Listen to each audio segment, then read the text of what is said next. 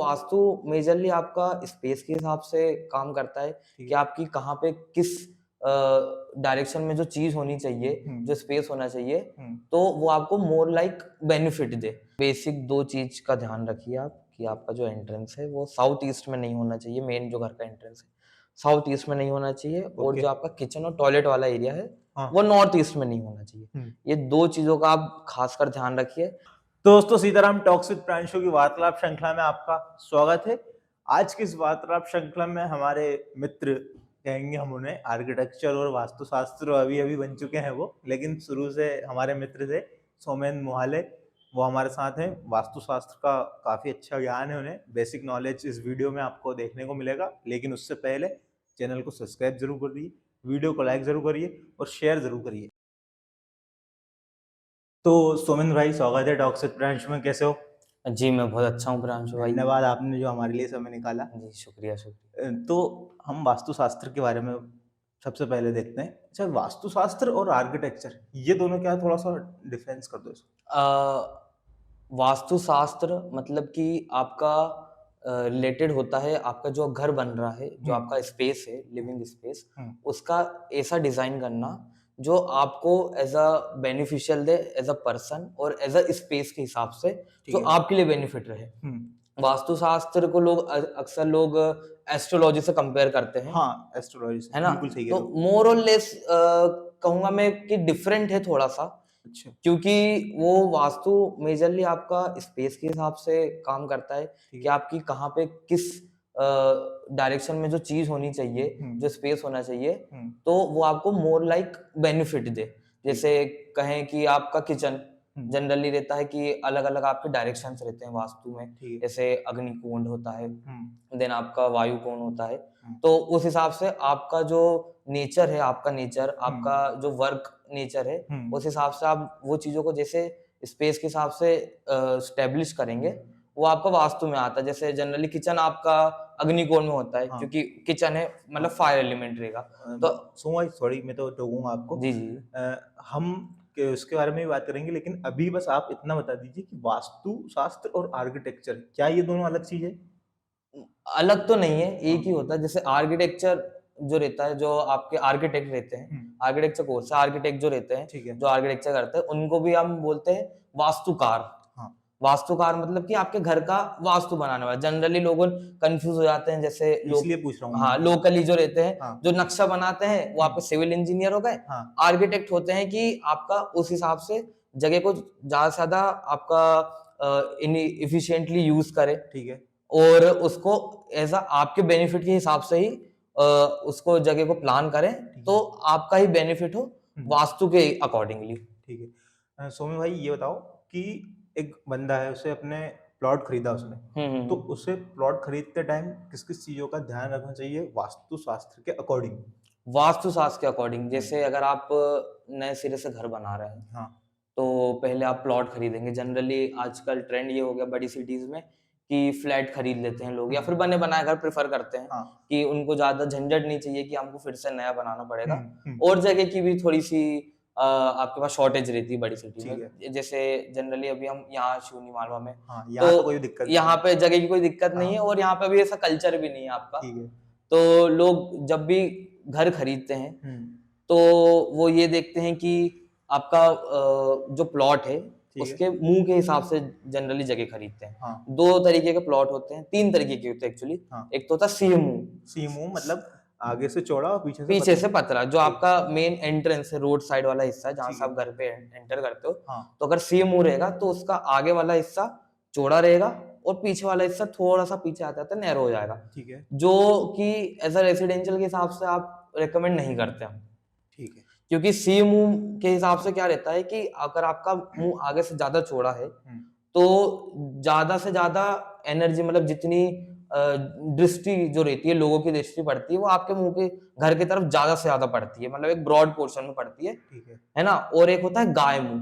गाय मुंह मतलब कि आगे से छोटा और पीछे जाते आते आपका चौड़ा हो जाता है। तो उसमें क्या होता है कि जो आपका फ्रंट एक्सपोजर है, जो लोग ज्यादा देखते हैं, उसमें आपका थोड़ा लोगों की दृष्टि कम पड़ती है। अब देखो, लोगों की दृष्टि ऐसी है, आप कह नहीं सकते कि कौन अच्छी डाल रहा है कौन बुरी डाल रहा है। हाँ। आप उस पर कंट्रोल नहीं कर सकते। ठीक है, मतलब आप नजर पे विश्वास आप नजर पे ऐसा अंधविश्वास तो नहीं करता, लेकिन कहीं ना कहीं मैं मानता हूँ। हाँ, मतलब होती है चीज। हाँ, चीज मैं मानता हूँ। ठीक है। थोड़ा सा, क्योंकि तो जितनी आप नेगेटिव एनर्जी को आप जितना मिनिमाइज कर सको उतना ज्यादा अच्छा है। जैसे कहीं कहीं आप देखते हैं कॉर्नर जो प्लॉट रहते हैं, हाँ।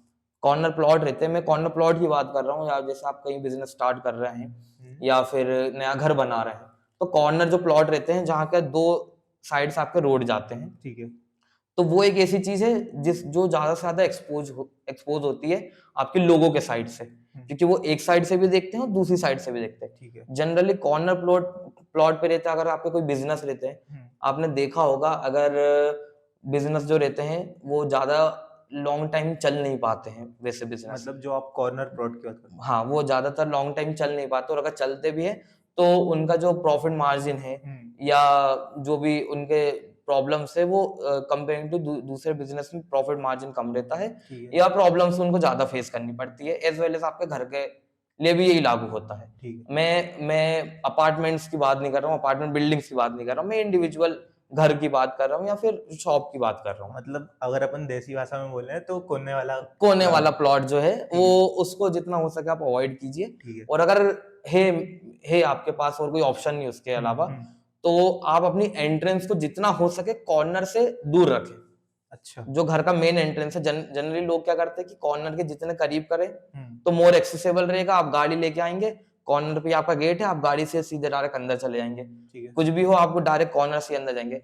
जितना हो सके आपका कॉर्नर से एंट्रेंस है, या अगर आप शॉप भी बना रहे हैं तो जो आपका मेन जहाँ पे आपकी सीटिंग है, जहाँ पे जो मेन ओनर बैठते हैं, उसको जितना हो सके कॉर्नर से थोड़ा सा दूर रखें। ठीक है। तो वो आपके लिए उतना बेनिफिशियल रहेगा। ठीक है। सो वही आपने अभी दो चीज बताई है, एक तो कॉर्नर वाला प्लॉट के बारे में बताया है, एक सी मुंह के बारे में बताया है, और एक गाय मुंह के बारे में बताया है। तो एक और कौन सा है जो आप बता रहे हैं? एक होता है आपका equal plot. Equal plot generally होता क्या है, जैसे जो प्लान सिटीज रहती है, जो पहले से प्लान करी हुई है, कोई भी आर्किटेक्ट आके पहले आपका सिटी लेआउट करते हैं अर्बन प्लानिंग वाले। ठीक है। तो आपकी जो प्लान सिटीज रहती है ना, वहां पे आपके प्लॉट बिल्कुल मेजरमेंट के हिसाब से रहते हैं, चारों कोने बराबर रहते हैं, या तो स्क्वायर रहेंगे रेक्टेंगल रहेंगे। तो उसमें ये चीज का आपका कोई टेंशन है ही नहीं कि गाय मुंह है या सी मुंह है। ठीक है। वो तो फिर आपके नॉर्मल जैसे प्लॉट है वैसे प्लॉट है। तो वास्तु शास्त्र को बनाया किसने है? तो वास्तु अगर हम देखा जाए तो मुख्यतः अगर सनातन धर्म में देखते हैं, सनातन धर्म से निकला है ना, सनातन धर्म से निकला वास्तु। हाँ। और भी उसके बहुत सारे वेरिएशन, जैसे चाइनीज का फेंगशुई देता है, वो भी एक काइंड ऑफ वास्तु ही है, लेकिन यहाँ पे लेकिन हाँ उसको उन्होंने उस हिसाब से अडॉप्ट कर लिया। ठीक है। तो अगर अपन सनातन धर्म के हिसाब से देखा जाए तो सनातन धर्म में सबसे पहला अगर कहा जाए वास्तुकार कहते हैं, या फिर सबसे पहला जोशी कहा जाए एस्ट्रोलॉजर, वो रावण को माना गया है। ठीक है। रावण को माना गया क्योंकि रावण जो था वो उन्होंने उसकी लंका इस हिसाब से प्लान करी थी कि वो सारा उसके लिए ही बेनिफिशियल हो। उस हिसाब से उन्होंने अपनी लंका प्लान करी थी कि देखा जाए लंका कहाँ पे, समुद्र के बीचों बीच है। आपका कहीं से भी कोई भी बाहरी व्यक्ति डायरेक्ट उस टाइम वो टेक्नोलॉजी के हिसाब से लंका में बिना उसके परमिशन के एंटर नहीं कर सकता।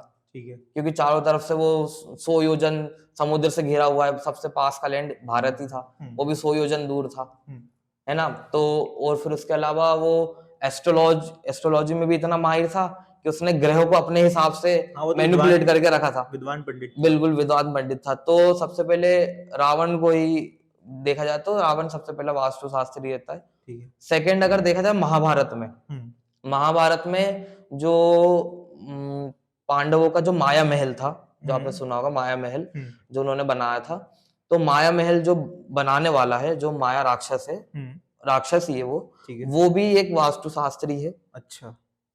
तो उन्होंने वो महल इस हिसाब से बनाया था जो पांडवों के बेनिफिट के लिए नहीं बनाया था, जबकि उनको मतलब उनके नेगेटिव इम्पैक्ट के लिए बनाया गया था कि पांडवों का बुरा हो।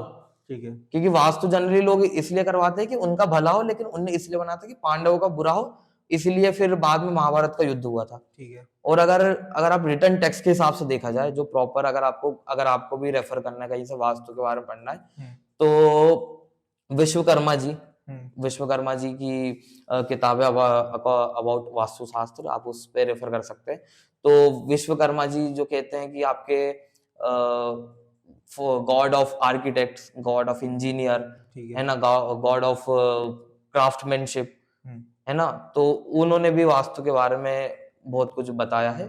तो जो अपन अभी जो वास्तु पढ़ते हैं वो उसका ही रिफाइंड वर्जन है। ठीक है, अब मुझे आप मूल सिद्धांत बता दो वास्तु के क्या है।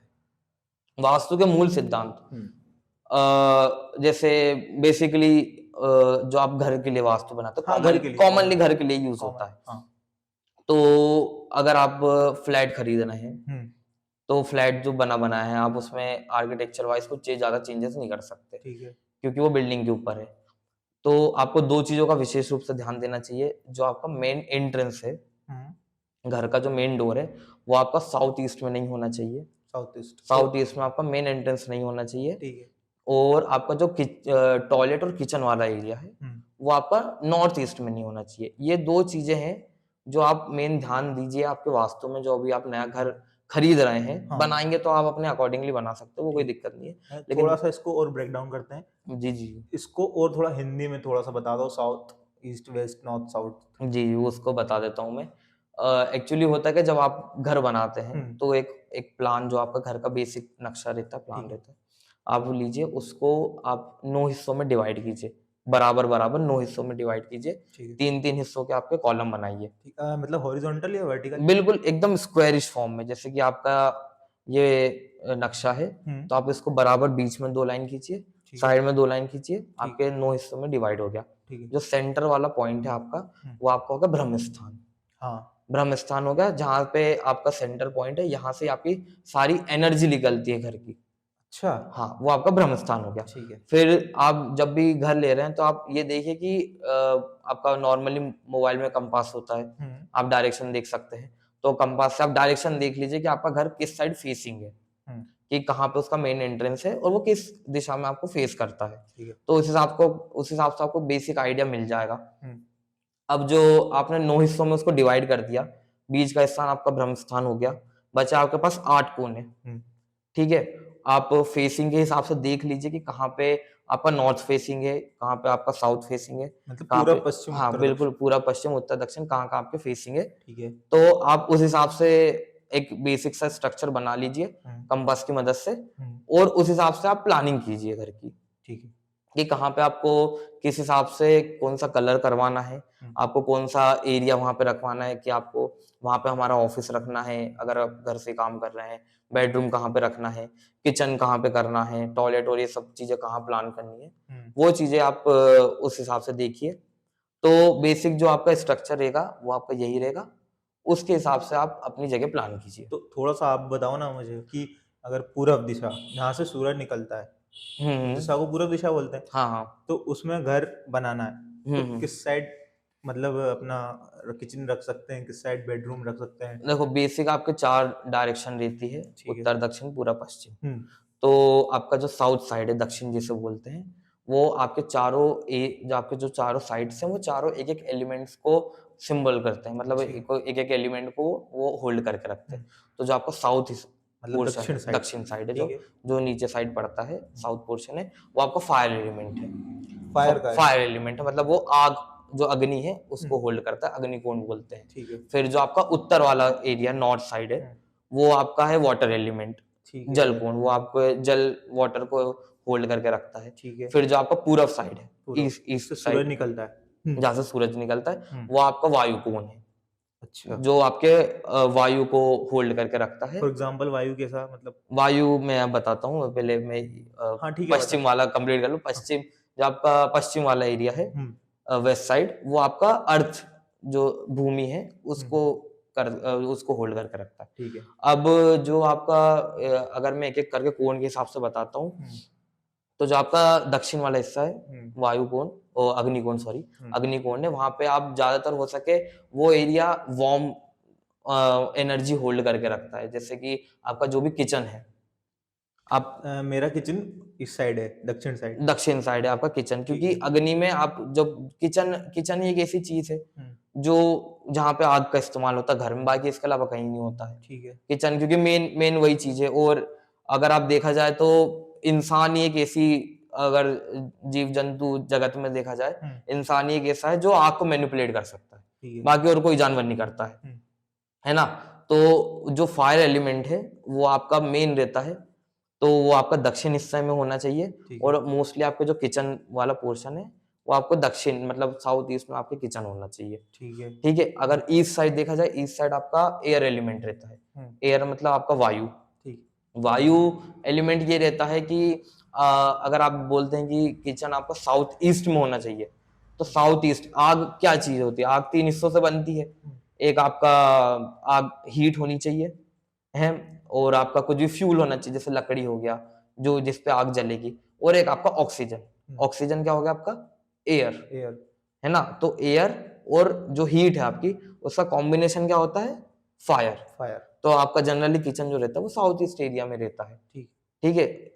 फिर जो ईस्ट एरिया वो होता है जहां से सूरज निकलता है। कहते हैं कि घर आप ईस्ट फेसिंग बनाइए, तो जैसे सूरज निकलेगा तो सुबह की पहली किरण आएगी आपके पास। सुबह की पहली किरण बहुत बेनिफिशियल रहती है।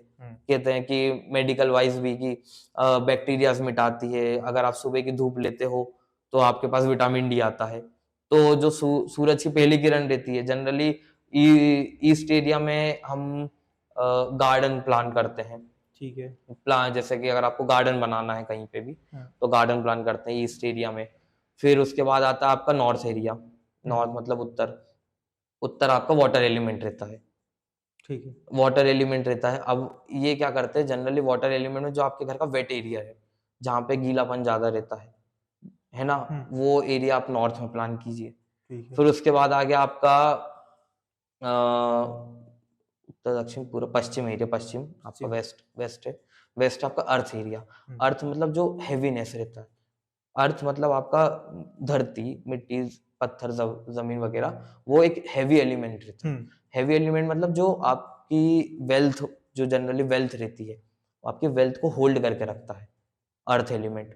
तो ज्यादातर होता ये है कि अगर कोई भी अगर ऑफिस बना रहा है घर के अंदर ही, उनका ऑफिस एरिया है, तो जो आपका मेन लॉकर एरिया रहता है, वो आप वेस्ट साइड पे प्लान कीजिए, क्योंकि वो आपकी वेल्थ को होल्ड करके रखता है, आपकी वैल्यूज को होल्ड करके रखता है। अगर आप जियोग्राफी वाइज भी देखा जाए, मैं घर की बात नहीं करता हूँ, मैं अगर इंडिया की बात करा जाए, इंडिया में भी देखिए, जो आप नॉर्थ साइड जाइए, आपके जम्मू कश्मीर पंजाब साइड जाइए, वहां पे आपने देखा होगा वहां के लोग फिजिकली एकदम वेल बिल्ड रहते हैं, ऊंची हाइट रहती है।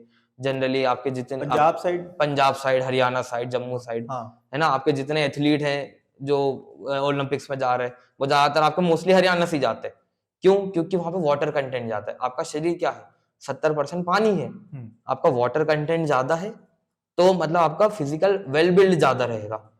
लेकिन वाटर से एक चीज क्या रहता है? वाटर फ्लो रहता है, वो बहता रहता है इमोशंस की तरह। कहते हैं ना कि भावनाओं में बह गए, है ना, तो बहना मतलब वाटर। तो वहां के लोग इमोशनली ज्यादा रहते हैं, है ना। जैसे कि सपोज मैंने कोई नॉर्थ वाले बंदे से बोला, वो काम में एकदम बिल्कुल बिजी है, मैंने बोला यार चल थोड़ा जरा ब्रेक लेके आते हैं अपन, तो वो एकदम भावनाओं में बह जाएगा कि यार भाई दोस्त ने बोला चलो मैं ब्रेक लेके जाता हूँ। अधिकतर लोग नॉर्थ के होते हैं। अगर आप कंपेयर करोगे वेस्ट साइड में, वेस्ट साइड हो गया आपका गुजरात, राजस्थान का निचला एरिया गुजरात हो गया मेजर, आपका महाराष्ट्र हो गया, मुंबई एरिया ही मान लो।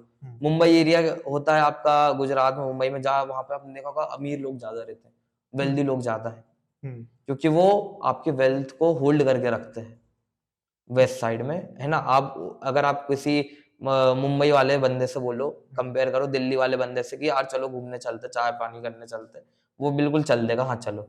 आप मुंबई वाले बंदे से बोलोगे कि यार चलो यार चाय पानी करने चलते, नहीं भाई मुझे काम है, वो काम करना है। क्योंकि उसको पता है कि मेरा मेन जो ऑब्जेक्ट है वो भावनाओं में नहीं बहते, वो प्रैक्टिकली सोचते हैं। अच्छा, है ना। तो वो आपके नेचर पे भी डिपेंड करता है। फिर जनरली साउथ एरिया जो बोलते हैं आप, फायर एलिमेंट रहता है। मैं ऐसा रंग भेद नहीं कर रहा हूँ, मैं पहले ही बता दूं, मैं रंग भेद नहीं कर रहा हूँ, मैं रेसिज्म कमेंट नहीं कर रहा हूँ, लेकिन देखा होगा आपने कि नॉर्थ वाले एरिया वाले लोग थोड़े से गोरे रहते हैं, वेल बिल्ड रहते हैं, बिल्कुल हाइट उनकी अच्छी रहती है, फिजिक अच्छा रहता है। धीरे धीरे साउथ साइड आते जाते हैं, साउथ साइड में थोड़ा सा आपका कलर का थोड़ा डार्क कॉम्प्लेक्शन हो जाता है, है ना। हाइट थोड़ी सी लोगों की कंपेरेटिवली अगर देखा जाए तो थोड़ी सी छोटी हो जाती है, है ना, थोड़े से एग्रेसिव रहते हैं साउथ के लोग, है ना, क्योंकि थोड़ा सा बोलते ना कि आग, थोड़ा सा आग मतलब गुस्सा नेचर, मतलब आग वाला नेचर रहता है, साउथ के लोग रहते हैं। साउथ के लोग थोड़े से रहते हैं, ठीक है ना, पिक्चरों से भी आपको पता चल जाता है। ठीक। अच्छा, तो सोमेन भाई ये बताओ कि अब मैंने घर बना लिया, वास्तु शास्त्र का मुझे कोई ज्ञान नहीं था और किसी सामने वाले ने भी मुझे मामा बना के चले गया, है ना, मामा मतलब पागल बना के चले गया। अब उसकी क्या रेमेडीज है, कैसे मैं वास्तु को ठीक करूं, कैसे मैं पहचान लूं कि ये चीज मेरी गलत है यार, इसको सही रखा जाए, या इसको गलत रखी है तो इसको सही करूं? देखो, सबसे पहले जो रहता है, अगर आप घर नॉर्मल घर की बात कर, हाँ, नॉर्मल घर की बात कर रहा हूँ, जैसे कोई घर खरीद रहे हो, तो बेसिक 2 चीज का ध्यान रखिए आप, कि आपका जो एंट्रेंस है वो साउथ ईस्ट में नहीं होना चाहिए। मेन जो घर का एंट्रेंस है साउथ ईस्ट में नहीं होना चाहिए, और जो आपका किचन और टॉयलेट वाला एरिया है वो नॉर्थ ईस्ट में नहीं होना चाहिए। ये 2 चीजों का आप खासकर ध्यान रखिए। बाकी इसके अलावा ऐसा कोई भी चीज नहीं है जो आपको उसको सही करने के लिए तोड़ फोड़ की जरूरत पड़े। जनरली लोग ये सोचते हैं कि अगर हमने घर हमारा गलत बन गया है, वास्तु के हिसाब से नहीं बना, तो हमको फिर से तोड़ के नए सिरे से स्टार्ट करना पड़ेगा। ये सब कुछ नहीं है, हर चीज का एक उपाय है। बस ये 2 चीजें हैं जो आपको उसको सही करने के लिए आपको थोड़ा तोड़ फोड़ तो करना ही पड़ेगा, कि आपका मेन एंट्रेंस साउथ साइड नहीं रहना चाहिए, और आपका किचन और बाथरूम वाला एरिया नॉर्थ ईस्ट साइड नहीं होना चाहिए। साउथ साइड इसलिए क्योंकि साउथ साइड से आप जितनी वेल्थ है आपकी वो अपोजिट साइड निकलती जाएगी आपकी, मतलब आपके पास होल्ड में नहीं रहेगी। आपके जितने वेल्थ है, वैल्यूज है आपकी, है ना, मॉनेटरी टर्म में भी देखो, या आपके मतलब इमोशनली टर्म में देखो, या फिर थिंकिंग टर्म में भी देखो, वो आपकी वहां पे ठहरती नहीं है, वो निकलती जाती है। और दूसरा ये रहता है कि एक तो मेजर किचन हो गया फायर एलिमेंट आपका, दक्षिण साइड हो गया, और नॉर्थ हो गया आपका वाटर एलिमेंट, वो उत्तर साइड हो गया। तो पानी और आग, ये दोनों आपको पता है बिल्कुल एकदम दुश्मन की तरह ही मानते हैं कि आग और पानी इकट्ठी नहीं रह सकती है। तो अगर आप उस चीज के बीच में बैलेंस नहीं कर पाओगे तो आपको आगे जाके बिल्कुल दिक्कतें आएगी। ठीक है। अब मुझे ये बताओ, सोने मतलब जो अपन सोते हैं बेडरूम में, तो उसमें भी कुछ दिशाओं का कुछ रहता है क्या? हाँ, इस साइड दिशा सोने का ऐसा रहता है कि आप बेडरूम कहीं भी प्लान कर सकते हो। जरूरी नहीं है कि आपको बेडरूम यही डायरेक्शन में, आप उत्तर में बेडरूम बनाओ, दक्षिण में बनाओ, पूर्व में बनाओ, पश्चिम में बनाओ, वो नहीं है। लेकिन आप जो सोते हो, तो एक साइंटिफिक में रीजन बताता हूँ। लोग कहते हैं कि आप उत्तर तरफ सिर करके ना सोए, दक्षिण तरफ सिर करके सोए। ठीक है, मतलब पैर उत्तर साइड होना चाहिए। हाँ, पैर उत्तर साइड होने चाहिए, मतलब आपका सिर उत्तर साइड नहीं होना चाहिए। बाकी आप कैसे भी सो सकते हो, लेकिन जितना ज्यादा हो सके आप दक्षिण साइड सिर करके सोइए, क्योंकि होता ये आपके खून में जो आयरन जो रहता है, आपके बोलते हैं ना आपके खून में आयरन है, लोहे की मात्रा रहती है। लोहा आप देखा होगा चुंबक, अपनी पूरी पृथ्वी एक चलती फिरती चुंबक है ना। तो आपने जब भी देखा कंपास आपको नॉर्थ साइड दिखाता है, क्योंकि मैग्नेटिक फील्ड आपकी नॉर्थ साइड पे अट्रैक्ट करती है। तो जब भी आप सोते हो तो आपके जो शरीर में जो ब्लड फ्लो रहता है, वो सोते टाइम क्या होता है कि आप बिल्कुल रेस्ट मोड में आ गए हो, आप दिनचर्या का काम कर रहे हैं, तो आपकी बॉडी चल फिर रही है, आपकी पूरी बॉडी में इक्वली ब्लड फ्लो हो रहा है। सोते टाइम आप रेस्ट मोड में आ गए हो, तो ब्लड फ्लो जो रहता है वो अकॉर्डिंग टू आयरन के उसके हिसाब से चलता है। तो अगर आपने नॉर्थ साइड सिर करके सोए, तो आपका मेजर जो ब्लड फ्लो रहता है वो आपका सिर में जाना, मतलब सिर में जाके स्टार्ट होना, मतलब सिर तरफ आपका सर्कुलेशन ज्यादा होता है। तो अगर आप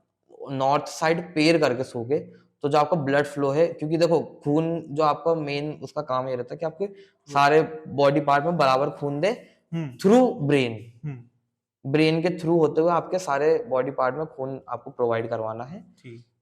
तो अगर आप दक्षिण साइड पैर करके सोगे, तो खून तो आपको प्रॉपर ब्रेन के साइड फ्लो होते जाएगा, लेकिन आपके सिर से लेके आपके पैर तक इक्वली फ्लो होगा खून का। और कहीं कहीं मैंने ये भी देखा है, कहते हैं कि अगर आप दक्षिण तरफ सिर करके सोते हो, तो जो बच्चों की हाइट, कहते हैं कि बच्चों की हाइट थोड़ी कम हो रहती है ना, तो बच्चों की हाइट दक्षिण साइड शायद पितरों का वो रहता है, पितरों का वास कहते हैं ऐसा। हाँ, नहीं तो मैं आपको जो बता रहा हूँ ना, वो तो मैं एक बिल्कुल आपको साइंटिफिक रीजन बता रहा हूँ। अच्छा, ठीक है। हाँ, साइंटिफिक रीजन है, क्योंकि जनरली होता है क्या है, वास्तु ऐसा वर्ड रहता है कि आप ज्यादातर लोग धर्म से रिलेट करने लग जाते हैं। तो जो लोग अगर हिंदू धर्म नहीं मानते हैं, जो लोग दूसरे धर्म से रिलेटेड हैं, तो उनको चाहिए साइंटिफिक एविडेंस। अगर आप देखा जाए जनरली आपके जितने यूरोपियन आप जो कल्चर आपके ऊपर जब ब्रिटिश लोगों ने आपके ऊपर हमला किया था, भारत पे आपको राज कर रहे थे, तो एक ब्रिटिश इन्फ्लुएंस हो गया था और अपनी मेंटेलिटी ऐसी बन गई है कि अगर कोई हम लोग उसको ज्यादा कि हाँ कि अगर कोई फेयर स्किन वाला, कोई गोरी स्किन वाला अगर कोई चीज बोल देगा तो वो ऐसा कि पत्थर की लकीर हमारे लिए कि भाई उसने ये चीज वेरीफाई कर दी है। तो हम अपने अपने कल्चर पे और अपने जो टेक्स्ट है उन पे डाउट करने लगते हैं, है ना। तो एक ये चीज रहती है। तो अगर आप वास्तु, इसलिए देखते हैं ज्यादातर लोगों में आजकल ट्रेंड ये है, वास्तु से ज्यादा फेंगशुई को लोग मानते हैं। फेंगशुई क्या है? चाइनीज वास्तु है। अच्छा, वो है आपका कॉन्सेप्ट वही है, बस उसको उन्हें थोड़ा सा तोड़ मरोड़ के अपने हिसाब से कि हाँ भाई चाइना के हिसाब से जो आया है तो वो चाइनीज वास्तु फेंगशुई हो गया। ठीक है। अच्छा, आपने अभी तक तो सब बता दिया कि कहाँ किचन विचन होना चाहिए। अब इसका कलरिंग का थोड़ा बताओ कि कौन सा कलर कहाँ पे होना चाहिए। देखिए कलरिंग का होता ये है, अगर एक कलर साइकोलॉजी रहती है, आपके जितने कलर रहते हैं उनकी एक साइकोलॉजी रहती है, उनका नेचर रहता है। अगर आप देखा जाए बोलते हैं कि वार्म कलर, एक आपके टोन्स रहते हैं। वार्म कलर मतलब ऐसे कलर जो जिसको देखते से आपको गर्मी लगती है। कूल कलर होते हैं जिसको देखते से आपको शीतलता लगती है ना। तो फायर एलिमेंट, अगर आप अग्निकोण में जाइए तो वहां पे वार्म कलर का ज्यादातर इस्तेमाल होता है। अच्छा, है ना, क्योंकि किचन वाला एरिया है तो वहां पे वार्म कलर का ज्यादातर यूज होता है। वार्म कलर में आपके आते हैं लाल, आपका ऑरेंज, अपना नारंगी कलर हो गया, देन पीला, गुलाबी, है ना, ये आपके वार्म कलर में आते हैं। लाल कलर जो रहता है आपका, जो चटक लाल कलर रहता है, वो एज अ इंटीरियर डिजाइनर मैं उसको पूरा प्रॉपर लाल कलर करना मैं बिल्कुल रेकमेंड नहीं करता हूँ किचन में। आप कहीं भी मत कीजिए प्रॉपर कि आप पूरी एक दीवार को पूरा लाल कलर कर दीजिए। अच्छा, क्योंकि लाल कलर ऐसी है कि वो आपको एक गुस्से का नेचर बताता, आपको एक भड़काऊ नेचर बताता।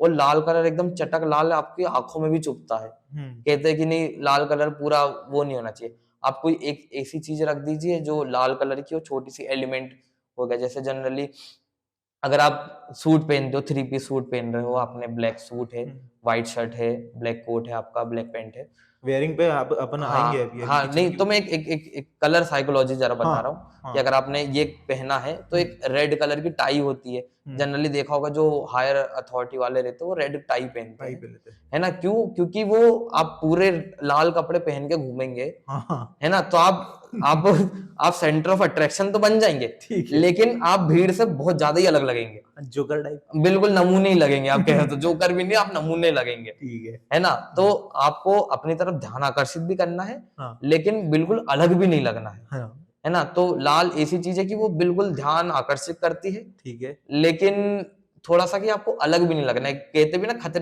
खतरे का रंग क्या होता है? लाल, है ना। इश्क का रंग क्या होता है? लाल। अगर आप कपल का कमरा है, न्यूली वेड कपल है ना, उनको अच्छा लगता है भाई रोमांटिक, एकदम बिल्कुल उनको एम्बियंस चाहिए, तो जरूरी नहीं है कि आपको पूरे कमरे में लाल कर दोगे, है ना। छोटा सा पार्ट रख सकते आप छोटा सा कुछ भी पार्ट रख दो, या तो कोई एक शो पीस लगा दो, दिल या जब समथिंग को जैसा शो पीस जैसा लाल कलर का लगा दो। आप गुलाबी कलर रख सकते हो, है ना। गुलाबी एकदम बिल्कुल आपका बेबी पिंक जैसा कलर हो गया, गुलाबी कलर हो गया, जो आपको थोड़ा सा आपको वार्म फील भी देगा, आपको रोमांटिक फील भी देगा, और साथ ही साथ आपको एकदम भड़काऊ या डेंजर का निशान भी नहीं लगेगा, ठीक है। फिर दूसरा आपका आता है कूल कलर। कूल कलर मतलब शीतल रंग। शीतल रंग में आते हैं आपके नीला, कौन सा? नीला, ब्लू के आपके सारे शेड आते हैं। ब्लू के आपके डार्क से लेकर लाइट तक सारे शेड आ जाएंगे।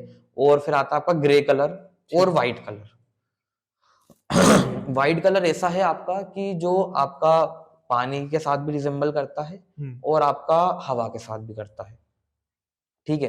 तो कूल कलर में आपके जो इतने कलर हो गए, कहते हैं कि जो नीला कलर है वो आपको शीतलता प्रदान करता है, आपको बिल्कुल आपका ध्यान एकदम काम की तरफ ले आता है। अगर आप बहुत स्ट्रेस फील कर रहे हो, थोड़ा सा ब्लू एम्बियंस में रहोगे आप, तो आपको थोड़ा सा शांत मन लगेगा। एक मैं बताना चाहता हूँ, एक जापान में मैं भूल गया हूँ वो स्टेशन का नाम, एक रेलवे स्टेशन है जहाँ पे लोग बहुत ज्यादा सुसाइड करते थे। अच्छा। लोग ट्रेन के आगे जैसे ही जो बहुत ज्यादा डिप्रेस लोग रहते थे, वो स्टेशन पे जाते थे, ट्रेन के आगे वो जंप कर देते थे, सुसाइड करते थे।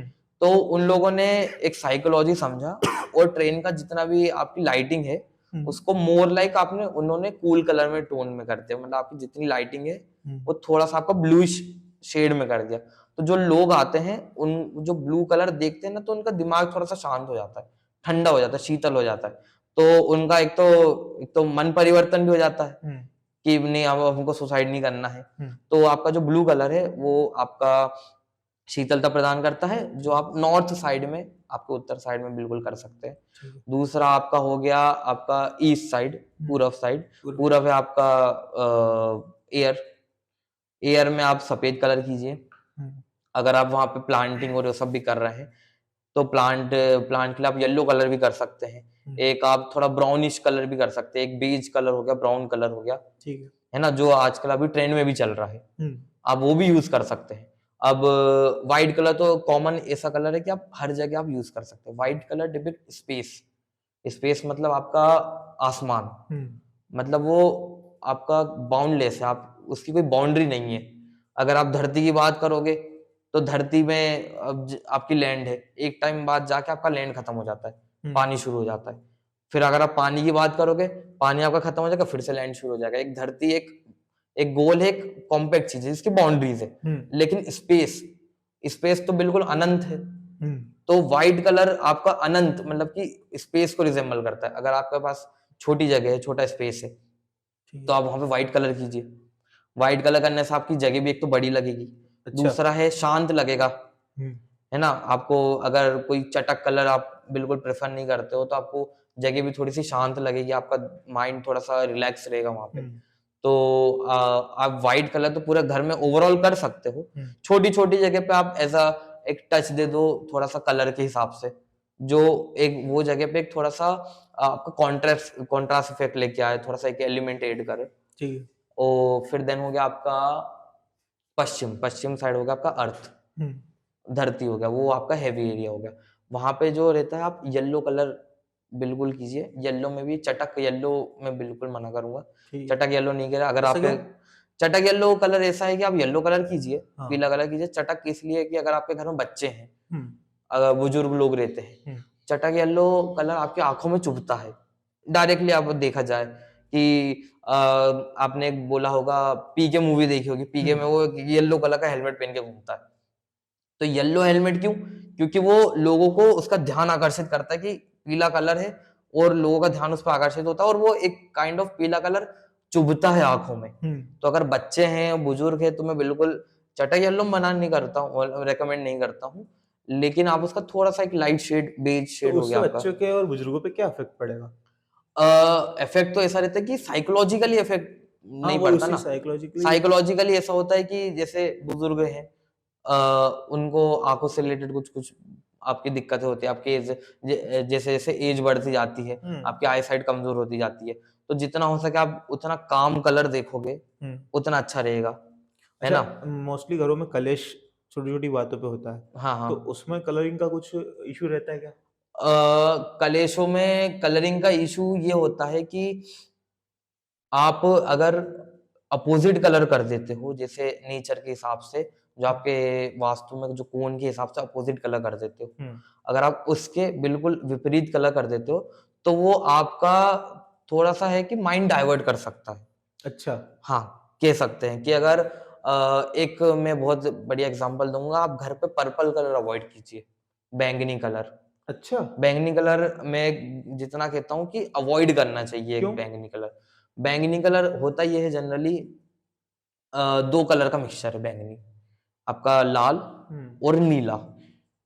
लाल कलर आपका हो गया फायर एलिमेंट और नीला कलर होगा आपको वाटर एलिमेंट। ये दोनों चीजें विपरीत हैं, जैसे मैंने पहले कहा था, आप दोनों चीजों को एक साथ नहीं ला सकते। लेकिन बैंगनी कलर ये दोनों का एक मिक्सचर हो जाता है, तो धूमधाम, तो वो बिल्कुल हाँ बैंगनी कलर वो दोनों का मिक्सचर हो गया है। तो वो घर में धूमधाम वो बिल्कुल हाँ बिल्कुल वो आपका एक कह सकते हैं ना, जो ग्रह कलेश होता है, उसका एक रीजन हो सकता है बैंगनी कलर। ठीक है। तो और दूसरा बात ये है कि बैंगनी कलर आपको नेचर में भी जनरली ज्यादातर देखा नहीं मिलता है। अच्छा। आपका लाल कलर हो गया, आपको फूल में आराम से मिल जाएगा, आपका खून भी लाल है, लाल कलर आपको जनरली मिल जाता है। है ना, खतरे का निशान लाल होता है। ठीक है। हरा कलर आपका हरियाली हो गया, ग्रोथ, जो आपके भारत के झंडे में भी हरा कलर है जो ग्रोथ रिप्रेजेंट करता है। ठीक है। नीला कलर बहुत मुश्किल से मिलता है, लेकिन आपको नेचर में मिल जाता है।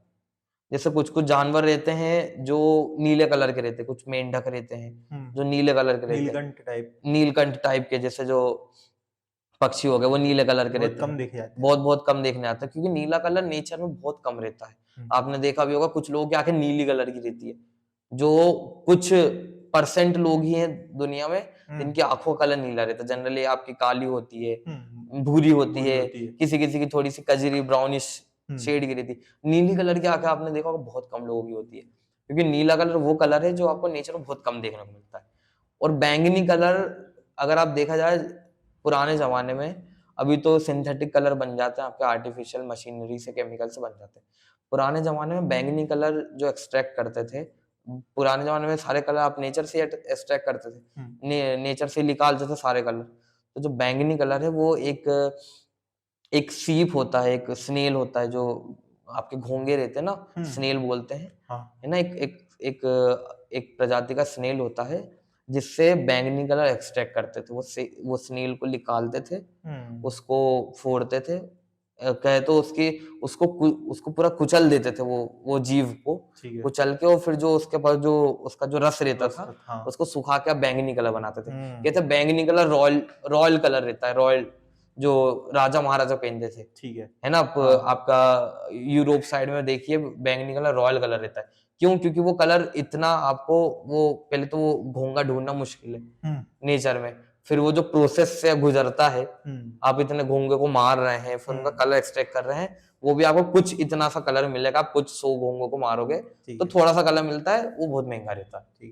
तो राजा महाराजा ये अफोर्ड कर पाते थे। ठीक है। अब मैं ये आपसे पूछ रहा हूँ कि वेयरिंग पे भी कुछ कलर होना चाहिए क्या, कि हमें क्या वेयर करना चाहिए या नहीं? वेयरिंग पे कलर का ये होता है कि जैसे कहते हैं कि पॉजिटिव और नेगेटिव अगर दोनों को कंबाइन कर दे तो जीरो हो जाता है, नील हो जाता है। अगर आप कहे तो आपका बहुत शॉर्ट टेम्पर व्यक्ति है, गुस्सा बार बार आ जाता है आपको, गुस्सा बहुत आता है, आप शॉर्ट टेम्पर व्यक्ति है, तो आप थोड़ा सा वार्म, मतलब आपके कूल कलर पहनिए, गुस्सा आ जाता है आपका। कूल कलर कौन सा है? कूल कलर में आपके नीले कलर हो गए, नीले के शेड हो जाते हैं। ठीक है। कूल कलर में पहनिए। थोड़ा सा आपका हरा शेड भी होता है, पिस्ता कलर जैसा रहता है ना, वो भी कूल टोन में आता है, आप वो पहन लीजिए। फिर होता ये है कि कुछ लोग जो क्रिएटिव फील्ड में रहते हैं, अपन जैसे, हाँ जैसे आप हो गए, आप क्रिएटिव फील्ड में, मैं बिल्कुल डिजाइनर हूँ, मैं क्रिएटिव फील्ड में हूँ, जिनका सोचने का वो रहता है, जिनका सोचने का ज्यादा काम रहता है, उनको नए नए आइडियाज चाहिए रहते हैं, तो वो आप ग्रीन कलर ज्यादा पहनिए। Green colour depicts growth. अच्छा, कि आप ग्रीन कलर पहनेंगे तो जैसे भारत का जो झंडा है, उसमें जो आप ग्रीन कलर दिखाते हैं, वो ग्रीन कलर वो ग्रोथ को ही रिप्रेजेंट करता है। ठीक है ना। पहले मैं सोचता था हरियाली को करता है, लेकिन नहीं, वो ग्रोथ को करता है। हम भी यही सोचते नहीं नहीं, वो ग्रोथ को रिप्रेजेंट करता है। अब जो पढ़ने वाला बच्चा है उसे कौन से कलर वेयरिंग करना चाहिए? पढ़ने वाला जो बच्चा है, अगर पढ़ने वाला बच्चा है तो मैं उसको रेकमेंड करूंगा आप करिए आप लाइट कलर के कोई भी टोन आप पहन सकते हैं। ब्लू में हो गया, ब्लू के आपके ब्लू टोन के कोई भी कलर होगा लाइट कलर में, जैसे लाइट ब्लू हो गया। चटक रंग से मैं जितना हो सके उतना मना ही करता हूँ लोगों को पहनने के लिए, क्योंकि वो ऐसा है कि आप भीड़ में एकदम बिल्कुल सेंटर ऑफ अट्रैक्शन बन जाते हैं, अच्छे वे में भी और बुरे वे में भी, है ना। आपको भीड़ का हिस्सा ही रहना है, अगर आपको पॉप आउट होके नहीं आना है ना, वो फिर आप अगर आइए तो आप अपने कपड़ों से नहीं आइए, अपने कर्मों से बिल्कुल पॉप आउट होइए, कपड़ों से ना होइए, ज्यादा अच्छा है, नहीं तो आप बिल्कुल नमूने बन के रह जाएंगे, है ना। तो बिल्कुल लाइट कलर के कपड़े पहनिए, बच्चों को बोलिए ब्लू कलर हो गया, आपके पिस्ता कलर हो गए, येलो कलर पहनते हैं। येलो कलर मतलब कि आपको चीजों को होल्ड करके रखते हैं। येलो कलर जो फ्लो रहता है ना, जैसे कुछ लोग रहते हैं चंचल मन के रहते हैं, बोलते हैं कि हम अभी ये सोच रहे हैं वो सोच रहे हैं, बिल्कुल उनका मन जो रहता है, ध्यान रहता है, वो बिल्कुल एकदम डाइवर्ट हो जाता है। तो आप येलो कलर पहनिए। अच्छा, हमारे जैसे क्या कहे तो हमारा तो मन भी डाइवर्ट हो जाता है और क्रिएटिव भी है, तो फिर ये तो फिर थोड़ा प्रॉब्लमेटिक चीज हो गई। देखो कपड़े ऐसी चीज है कि वेयरिंग करते हैं। हाँ, वो आप ऐसा नहीं है कि अगर मैंने बोल दिया कि आप क्रिएटिव फील्ड में है तो आप ग्रीन कलर पहने तो आपको पूरा वार्डरोब आपने हरे कलर से भर दिया, ऐसा मत कीजिए। वैरायटी रखिए आप, है ना, लेकिन हो सके तो प्रेफरेबल यही कलर रहते हैं। सोम भाई, अब ये बताओ मुझे कि मंदिर, घर में जो हम नॉर्मल सा मंदिर रखते हैं, उसमें किस किस देवी देवता की प्रतिमा होना चाहिए? मंदिर, अगर आप घर में मंदिर प्लान कर रहे हो, हाँ। तो एक चीज़ का विशेष ध्यान रखिए, आपके पूरे घर में एक ही मंदिर होना चाहिए। हाँ। पहली बेसिक चीज़ तो ये होनी चाहिए ठीक है। कि क्योंकि एनर्जी, अगर भगवान भी एक एनर्जी का सेंटर होते हैं, हुँ। तो आपका मंदिर एक ही जगह होना चाहिए। आप एनर्जी बाहर जगह-जगह डिवाइड नहीं कर सकते। ठीक है। तो मंदिर पहले तो आप एक जगह रखिए। हाँ। दूसरी चीज़ ये है कि अगर आप मंदिर में रख रहे हो, आप किसी भी देवी-देवता जिनको आप पूजते हो, आप उनकी बिल्कुल प्रतिमा रख सकते हो ठीक है। मंदिर में। लेकिन एक देवी-देवता की एक ही प्रतिमा होनी चाहिए। अच्छा। एक से ज़्यादा नहीं होनी चाहिए। जैसे कि सपोज़ अगर आप हनुमान जी रख रहे हो, हुँ। अगर आप हनुमान जी में कोई ध्यान करते हुए हनुमान जी की प्रतिमा रख रहे हो, तो आप एक ही प्रतिमा रखिए।